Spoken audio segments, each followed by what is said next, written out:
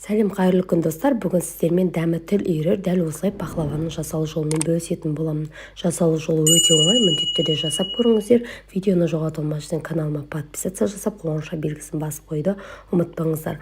Алдымен ұнымыздың үстінен бөлме температурасына сары майымызды салып, қолдың көмегімен крошка дайындап, 2 дана жұмыртқамыздың сарысын салып, оның үстінен қаймағымызды салып, және разрыхителімізді салып алатын боламыз. Керекті ингредиенттердің барлығын осы видеоның төменгі жағында описание бөліміне жазып қалдыратын болам. Сол жерден қарап жазып көрсеңіздер болады. Дәл осылай барлығын салғаннан кейін қолымыздың көмегімен жұмсақ қамыр елеп дайындап алатын боламыз. Дайын болған қамырымызды тындыруға қоямыз. Енді жаңағы жұмыртқамыздың 2 дана жұмыртқамыздың ағына аздаған шекерімізді сала отырып, жақсылап ақ көбік болғанша миксерлеп алатын боламыз. Жақсылап барлығын миксерлеп алғаннан кейін оның үстінен алдын ала дайындап алған жаңғақ мейіздерімізді өзіміздің қалауымыз бойынша салсақ болады. Мен осылай тал жаңғақты және жер жаңғақты езгілеп салып алдым. Дәмі өте керемет болып шығады, міндетті түрде жасап көріңіздер. Барлық керекті грамм массаларды осы видеоның төменгі жағында описание бөліміне жазып қалдырамын. Сол жерден қарап жасап көрсеңіздер болады. Осылай жаңғақтарымыздың барлығын салып араластырып, осылай арасына жағатын салмасын дайындап алатын боламыз. Достар, менің каналыма кіріп көрсеңіздер болады. 260-тан астам рецепттер өте көп, үй жағдайында жасалатын әртүрлі тағамдардың, пісіріктердің рецепттері көп. Содан көріп жасап көрсеңіздер болады. Тынған қамырымызды алып, осылайша 3 бөлікке бөліп алатын боламыз. 3 бөлікке бөліп, бірінші бөлігін дәл видеодағыдай етіп жайып, пергамент қағаз төселген листімізге қамырымызды орналастырып аламыз. Оның үстіне жаңа дайындап алған салмамызды салып, осылайша жазып алатын боламыз.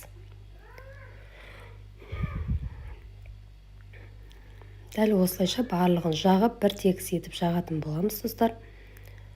Осылай бірінен соң бірін қамырымызды, екінші қамырымызды жайып, оның да үстінен жабыстырып, оның үстіне салмамызды салып, одан кейін үшінші қамырымызды жайып, дәл солай жасап аласыздар. Міне екінші қамырымды жайып, бетіне жауып, осылай шеттерін бәрін біріктіріп жабыстырып аласыздар. Онан соң үстінен салмамызды салып, үшінші қамырымызды дайындап алатын боламыз бетіне. Үшінші қамырымызды бетіне жауып, жан-жақтарын бәрін жабыстырып, бір керкі жанын кішкене бүгіп өріп шықсаңыздар да болады. Барлық шетін осылайша өріп, үшінші қамырымызды осылай дайындап алғаннан кейін, енді осы қамырымыздың барлығын шеттен осылай дәл видеода көрсетілгендей етіп бүгіп кішкене өріп аласыздар. Барлық жері бірдей бірігіп тұруы керек. Осылайша барлығын дайындап алғаннан кейін пышақтың көмегімен осылай бетінен кішкене сызық қылып, кесетін ұзорларын сызып алатын боламыз. Мен 4 бұрышты етіп сыздым. Сіздер өз қалауларыңыз бойынша сызсаңыздар болады. Жасалу жолы өте оңай. Үйдегі бар заттармен жасайсыздар. Аса қатты қалтаға ауырлық түсірілмейтін. Дәл осындай пахлаваны сіздер де жасап көріңіздер. Бетіне жұмыртқамыздың сарысын жағып, осылайша бетіне жағып алғаннан кейін, осылай орехтарымызды, яғни тал жаңғақтарымызды дәл осылай бетіне қойып шығатын боламыз.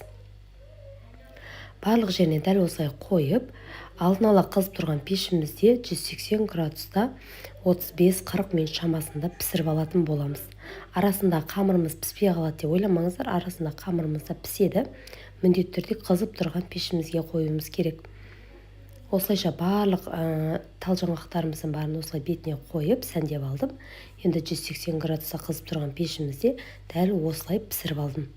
Енді дәл видеодағыдай етіп кесіп, сызығы бойынша кесіп, қонақтарыңызға, балаларыңызға ұсына берсеңіздер болады.